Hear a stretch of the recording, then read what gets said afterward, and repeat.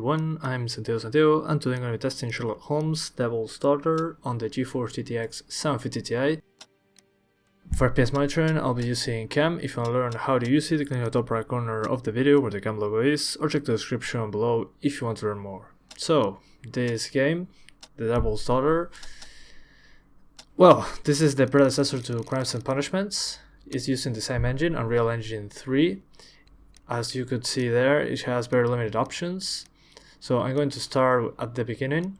There will be a video showing, well, a cinematic there, but it will run at 26 frames per second. I don't know why. It seems that the game is, I don't know, loading assets in the background or something like that. I cannot skip video in this one. But as you can see here, we're into the game. I cannot skip this. I'll skip some stuff just to show you how it runs. I'm using the maximum settings 1080p, and as you can see here, it's dropping below 30 frames per second. And I'm going to tell you why. The reason is due to depth of field. This game uses a lot of depth of field. When you pause the game or look at your journal, it will just drop from, I don't know, 35 or 40 frames per second to 20, 25. There's no way to disable depth of field, so we are pretty much screwed from that. Even if I overclock, I'm still below 30 frames per second when depth of field is shown. But fortunately, it's not that terrible. I mean, it's only when characters are speaking like this, or I'm just skipping very fast the dialogue, like right now. But when I'm not recording, the game drops below 30 way less often. I mean, this area right here, it doesn't happen, and here's an example of what happens with depth of field. So when you're analyzing a person, as you can see now, there's depth of field, it dropped the frame rate to below 30, 25 frames per second. If I overclock or lower the settings, it still happens. The depth of field effect is the same across the board. I tried lowering anti-aliasing. I mean, there's not much to play with here, so you cannot disable depth of field, unfortunately. So when depth of field shows up, there is nothing you can do about it. It will drop a lot of frames. It will be below 30 even on 900p. It will be less severe on 900p, but it will still happen. So there's nothing you can do about it. I also tried going into the game's config file, the INI file, which is located on Documents, Sherlock Holmes Devil's Daughter. I tried disabling depth of field there. I was able to disable it, but the game looked like complete shit. I mean, it destroyed the game's visuals, so it seems that most of the visuals in the game are linked to depth of field. That's maybe why we cannot disable it. It's just to emphasize some details into the game. That's why it's used so much.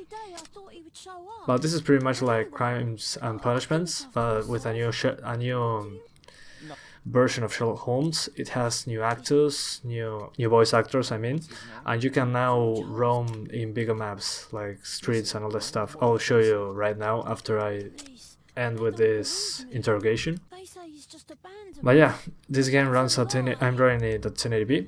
On consoles, it seems that it's going to run on 1080p at 30 frames per second, according to a new I read about the developer. The developer said that they were targeting 30 frames per second on 1080p, but I don't know for sure since I don't know how the game runs right now.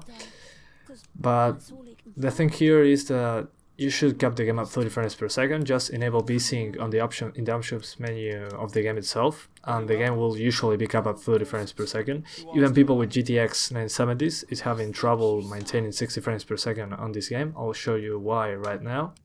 So we're now into Holmes' apartment, and in the previous game we had to go through loading screens to go to different places. Now there is the maps are way bigger and there are less loading screens, so now you can exit the house and go outside, which is awesome. But it seems that they didn't think this through a lot, the developers. I mean, the maps are way bigger, but there's a lot of pop-in, very noticeable. They didn't even bother to hide it. I mean, you're walking on the street or running, and stuff is popping up all the time. The lamps, the trees, the shadows, the characters. I mean, the quality is popping up all the time, which is very noticeable. So if you care about that, consider yourself wounded. Then when you look at your journal, depth of field will be used too, so when you're looking at clues or stuff like that, or just your objectives, the frame rate will drop, well, very awfully, for saying it in some way. I'll show you in a moment, hang on. Okay, so if I press tab, as you can see here, the depth of field on the sides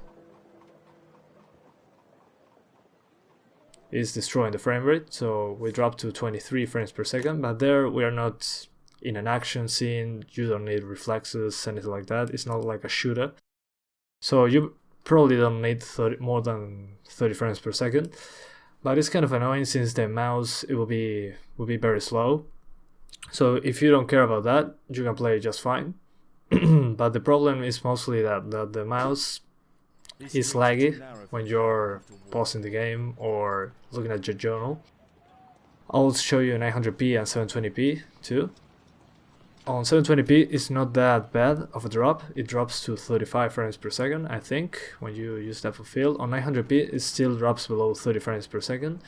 I tried overclocking the card, but the difference was like 3 frames per second or something like that. The drops were still below 30 frames per second, and there's no way in the universe we're getting 60s. I mean, I tried it with the lowest setting, and the game is just all over the place. It seems that they, I don't know, are using the same technique as the previous game. I noticed less detail on characters. The textures on the main character in the previous game, in Crimes and Punishments, were way more detailed.